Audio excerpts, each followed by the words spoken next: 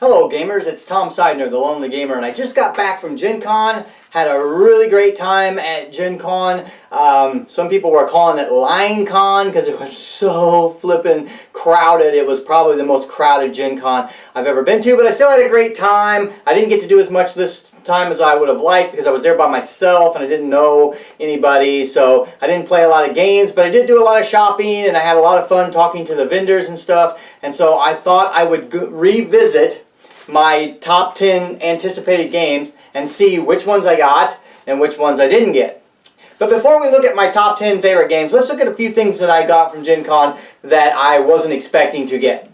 So the first thing, when I did my review of Champions of Midgard, David W. gave me a facepalm because I didn't buy the mat. Well, I tracked down Gray Fox Games at Gen Con and I bought this beautiful mat for Champions of Midgard. I'm so excited about this. We've actually played Champions of Midgard with the expansions a couple times, and you've kind of got boards all over the place and they're kind of sliding around and stuff. This is going to be really nice to have everything on this one mat. I'm going to hold it up again so you guys can see it. It's an absolutely beautiful mat. If you have a chance to pick this up, I think it was only 30 bucks, which is actually pretty cheap for a mat of this size. So I was able to get that at Gen Con, and David W., thanks for pushing me towards getting that. The next thing, I got a couple things for Weird's Through the Breach. I'm a Through the Breach player, so I got a couple things. I got this tarot card deck. It's not an actual tarot card deck, it's actually just a fate deck, but it's tarot card size, and so it's very large. It's got really nice big writing on them, so you can play this stuff out on the table when you're playing Through the Breach, and everybody at the table can see it. It also is a really odd size, so that people aren't accidentally dumping their twist deck into the main deck, and then you have to dig around and figure out where they're at. So that's really nice. I got that, picked that up. I also picked up from Weird their spell deck from Through the Breach. One of the big complaints for Through the Breach is that the spells are very cumbersome, and people are always flipping through the books, looking them up, and a lot of people don't want to be spellcasters in Through the Breach because of the spells being so cumbersome. So this deck is all the spells, and so when you take an Emoto or you take a spell, you just put those cards in front of you, and you always have them available to you, so you can look up your spell, look up any flips or any additions or anything that goes with it, and this is a really nice set of cards. It also, I noticed, has some cards in there for basic rules. So there's several cards that are rules reference cards, and so the Fate Master can keep those at hand, and instead of having to flip through the book, they can just pull those cards and take a look at them. So these were really nice too. So pick these up at the Weird booth. I also, one of my favorite games of all times is Dungeon Dwellers. If you haven't had a chance to play this game, definitely play it. If you go to Gen Con, you can buy a ticket to play this game. It's a really good game. Every year at Gen Con, they come out with a new figure for the game. The figures are actually a deck, and the deck has all of their magical spells and their equipment and their armor and everything in it. I picked up this as Sorceress. This year was the one from this year, and I'm really glad. Every time you pick up a new one of these, you can have another player added to the game. It also came with a life counter thing here that keep track of the life, so I picked that up. I love this game. I love to play it, and in fact, this is the one game that I take with me every time I go to a game night. I always have this with me. I keep it in my game bag so that I can play it. I also broke down and picked up Custom Heroes. This was a game that I was really on the fence for. Last year they did Mystic Vale, and I wasn't all that excited about it. I watched a couple people play it, and it didn't really do anything for me. But this seemed like a quicker game and a little bit more flushed out game using the card crafting system. So I picked this up. I'll be really interested to see how this plays. I've actually read through the rule book, and it's very confusing, so I'm going to have to read through it a couple more times. It's not written all that well, so hopefully I can figure out how to play the game, and we'll get a review of this. By the way, everything that I show you here that I picked up at Gen Con and everything on my top 10 list that I was able to get, I will be doing review videos for, and I will put a link in the show notes of this video as I get them out there. So I'll keep updating this video. So if you want to come back and check, I'll put the links to the review videos for all the things that I picked up from Gen Con in this video. Also, if you're a subscriber, it should just show up on your list. So if you want to subscribe, go ahead. I love to have the subscribers. More subscribers, the better. The more people I get to meet, the more people that I know, and the happier I am as a gamer. The other thing I picked up was Crossfire. I waited in line for an hour and 15 minutes at the Plaid Hat booth. As if you remember, if you saw my video, my #1 item that I wanted was from Plaid Hat. I'm not going to tell you if I got it or not, but I'm going to tell you I waited in line for an hour and 15 minutes, and while I was waiting in line, I went ahead and picked up Crossfire because I didn't want to wait in that line again if later on down the road I decided that I wanted this game. This game was only 15 bucks, so it was an easy, decision for me, and so this is one I'm going to be curious to play as well. I also picked up a copy of Go Nuts for Donuts. This looked like a really fun game. As I stated in my other video, I was staying with my nieces. I wanted something fun and light to play with them, so I picked up Go Nuts for Donuts as well.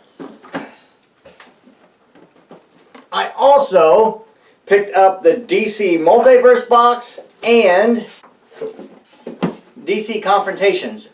I was very disappointed because the first day at Gen Con, I was able to get a lot of the stuff that I was interested in, but this was one thing that I was interested in. It wasn't on my top 10, but it was on my honorable mentions, and by the time I got to the booth, both of these items were sold out, so I was very sad. I didn't know if they had actually sold out for the whole show, or if they just sold out for the day. So the next day, I got there real early. I went straight to their booth. I was in line. They had about 80 of these. They had several of these, but they had about 80 of these, and I was able to get them, and so I was pretty happy about that. This box is now just empty because all of these cards are now in this Multiverse box. I will do a separate video on these, and I'll show you what's inside, and I'll tell you all about them, but I was able to pick these up. Very happy about that. The last thing I got here to show you that wasn't on my top 10 list is one of my viewers, Sergey Sanmarti Ludinaris, actually recommended this game, and I was really on the fence on it, but because of his recommendation I picked it up, and that is Dragonfire. This is a card game in the Dungeons & Dragons universe. It's based on the card game Shadowrun Crossfire, which I do like. I play that solo. Now I did notice that this is not set up for solo. In fact, this has to have 4 characters to actually play the game, so even if you're playing 2 players, two people have to play 2. So I don't know about this one. I do like to play the Shadowrun Crossfire, so I picked up Dragonfire. I watched a couple people play it. It looked fun. I think I do have a kind of adventuring game group that I play with periodically, so I'm hoping that John and Stefan and Richard and me can get together and play this. I also picked up the character pack, which is probably an extravagance because this just has a bunch of characters in it. I'm not sure that it's actually needed. It's really not needed to play the base game, but I picked it up while I was there, and so I got that. So these are the things that I picked up at Gen Con that were unexpected, that I didn't expect to get, and I hope maybe some of these, as I do reviews, are some things that you'll want to pick up as well. Okay, let's go ahead, let's look at my top 10 list, and let's see what I did get and what I didn't get. Okay, number 10 on my list was WizKids D&D Tomb of Annihilation, the adventure board game. It's in the same series of Wrath of Ashardalon, Legend of Drizzt, Temple of Elemental Evil, and Castle Ravenloft. I did not get that at Gen Con. I went to get it, and they had plenty of copies, but unfortunately they only had the premium edition, and the premium edition was $120. And I really didn't want to pay $120 for some, factory painted miniatures. I know that WizKids is all about the painted miniatures, and almost all of their HeroClix and a lot of their other miniatures are painted already, so I don't know why they would have such a premium on a painted set. I mean, the thing is, if these were hand painted by a person and they were to the quality that some of Weird's miniatures are painted, then yes, it may be worth it. But I know that WizKids is not doing that. They're just doing the painting at the factory, and so I didn't want to pay double for the game just to have some painted miniatures. So I will be ordering that when it comes out in the non-painted format. For me, the miniatures are no more than a stand-in, no better than a token, really. I like miniatures, and I like them better. I like them actually better than cardboard cutouts. But really, I don't need them to be painted. Just whatever color they are is fine with me. So I did not get my number 10, D&D Tomb of Annihilation.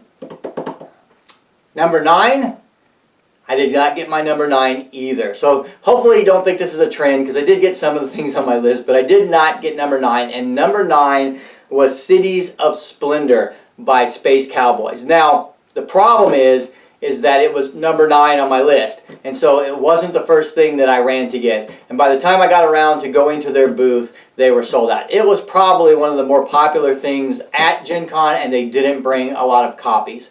So I'm hoping to pick that up at retail once it comes out. It is four different expansions, I think it is, but you can't play all of them at the same time.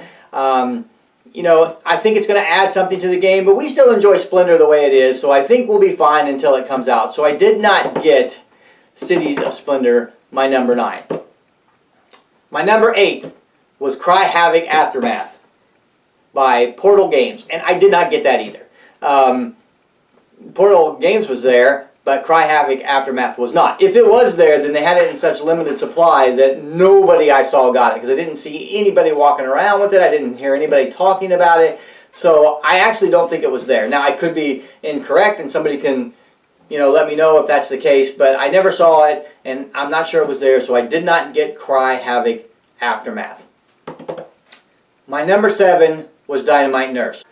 And I did get Dynamite Nurse. I'm very excited about this game. It's a little risque, probably something that I normally wouldn't buy, but my wife is a nurse and my daughter is a nurse, and it's kind of, this game is really funny. I was reading the rule books and it was talking about, you know, things like, you know, you can't be a good nurse unless you wear a silly uniform and stuff like that. So it's very tongue-in-cheek. It is a little risque in the artwork, but it's really funny. You're trying to save your patients, but you're also trying to kill the other people's patients. So, and everybody's got their little hospital and they're trying to help their patients while killing the other people's patients. And you don't want to become the Dynamite Nurse, because if you become the Dynamite Nurse, you're like the spirit of death and you kill everybody, and so you don't want to do that. So this is a very cute game. My wife was a little, when I showed it to her, she was a little, you know, standoffish on it, but I think once she plays it and sees kind of how the tongue-in-cheek goes, she'll enjoy it. I also got their play mat that goes with it. It's just the Dynamite Nurse City. It kind of helps you set up the game. It's a pretty simple game. I think it'll be pretty simple to play, but I did get that, and that was my number 7, Dynamite Nurse. Now my number 6 was a game that sold out at Gen Con, and it sold out within the first day. And it was a very popular game at Gen Con. So the question is, did I get it? Yes, I did. It was Viral. Viral was put out by Arcane Wonders, and this is a great game. I actually was able to play this game with my nieces one evening during Gen Con, and they really enjoyed it. The artwork on this game is absolutely beautiful. The gameplay is really good. The board is set up in a way that actually walks you right through what you have to do on every step of the game. It's really fun. We really enjoyed it, and I'm really happy I picked this up. I'm glad I got there early and got a copy before they sold out. But my number 6 was Viral. Okay, my number 5 was Unicornus Nights, and I was able to pick up a copy of that. I have not even opened this yet, so I've not had a chance to play it, but it looks like a really good game. It's put out by AEG, and it's in their series Big in Japan games. It's in the same series as the Custom Heroes that I picked up. I'm really looking forward to playing this, but I'm going to have to get it open, read the rules, learn how to play, and give it a shot. But I was able to get my number 5, Unicornus Nights. My number 4, Wasteland Express Delivery Service by Pandasaurus Games. Now, did I get that one? Yes and no. To be honest with you, I have to tell you that I actually did not get this at Gen Con. While I was at Gen Con, I did look at it, and I was very interested in it, but it was like $80. It was actually the most expensive game on my list. But I had noticed that our friends at Miniature Market had just put it for sale for $50. So I went ahead while at Gen Con and I ordered this from Miniature Market, and it actually came this morning. So the day I got back from Gen Con, it actually showed up on my doorstep, so that was pretty convenient. So in essence, I saw it at Gen Con, but I actually didn't buy it at Gen Con. That's Wasteland Express Delivery Service by Pandasaurus Games. My number 3 was Buffy Legendary. I was kind of on the fence on this because I was really hoping that it would be a Legendary Encounters, but did I pick it up? Yes, I did. I was able to get Buffy Legendary. I have read the rules. I have not played it yet, but I have read the rules. It's very similar to Marvel Legendary. It does have a couple differences. It has a light and dark track, and you move the light and dark track up and down, and some cards do different things depending on where the track is, whether it's in the light or the dark. And so it's got the characters just like Marvel Legendary. We've got Buffy and Xander, Spike and Willow, Angel, and all of those things. And so I'm really looking forward to playing this. So I'm hoping I like it. I really wish it was the Legendary Encounters, but it may still be a good game. We'll give it a shot. It is not fully cooperative. If you're looking for a fully cooperative experience for Buffy, this is not the game, because you are getting points, and at the end of the game there is going to be a winner of this game, just like Marvel Legendary. Okay, so my number 2 was a big box game. It was put out by Queen Games, and it's called Immortals. And I was able to pick up a copy of Immortals. Here it is. It's a huge box, you can see. Unfortunately, I bought this like right after I'd taken a bunch of games back to my location, and so I carried this around for about 4 hours at Gen Con, and let me tell you, it was kind of hard to walk through the crowds and crowds of people with this thing strapped on your side. But it looks like a really good game. I have not had a chance to play it yet. It did come with an expansion at Gen Con. They had an extra expansion. I think it was the Gnomes and the Reptiles that actually came with this as an expansion special for buying it at Gen Con.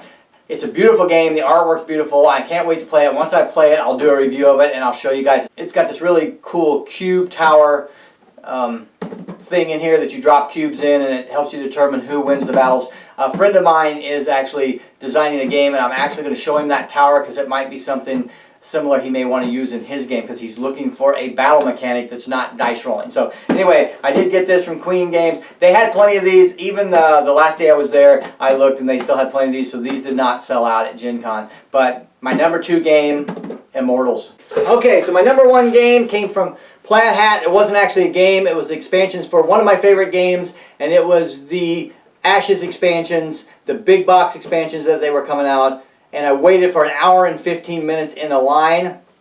Here is a example of me waiting in line. I took a little video while I was there.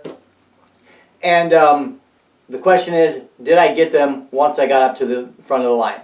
And the answer is yes, I did get them. And I'm very happy with them. They're absolutely beautiful. They come in these boxes. These actually are lids that open up. But they come in these boxes, and then inside the box you get a really beautiful box. Inside them there's a black one and a white one. And then inside each of these boxes you get your deck and your custom dice. I'll just hold this up here so you can see it there. You get your deck and your custom dice. This one is the same. It's just got gold dice instead of the green dice. And I've already sleeved my cards, and my dice are here. And it's got an area in here for tokens, so you can put your tokens and stuff in here. And you can actually just take this box when you go to play. And you don't have to use this box for the cards that came in it. You can put your favorite deck in here, put your favorite the dice that go to that deck, and all your tokens in here, and you can take that along with you. So I did get these. I'm really happy with these. These are really nice. The quality of these boxes are far superior to a lot of boxes. Even the Multiverse box that I got from DC, from Cryptozoic, that box is a little, you know, the actual covering on it is not put on very well, and it's a little dinged and bent, but these boxes are beautiful, they're heavy, and they're going to be really nice to carry my Ashes decks around with me. So that's it. So I made it to Gen Con, I made it back, I was able to get everything on my list except for 8, 9, and 10. I got 1 through 7 on my list, which is very exciting. If you guys have any comments, or if you guys got fun stuff at Gen Con that you want to talk about, leave it in the show notes. I did get a couple shirts at Gen Con. I got this one, which I really, really like. So I'll be wearing some of them on the show as I do my reviews. I will, like I said, be doing reviews of all the things I got at Gen Con, so I'll have a video out for everyone, and I'll go more in depth. I'll use the top camera and give you some better looks at some of the components and the stuff, and may even do a playthrough of a couple things that I got. So I hope you guys had fun at Gen Con if you got to go. If you didn't get to go, I hope this helped you to kind of see some of the things that were there. And until I see you guys again, happy gaming.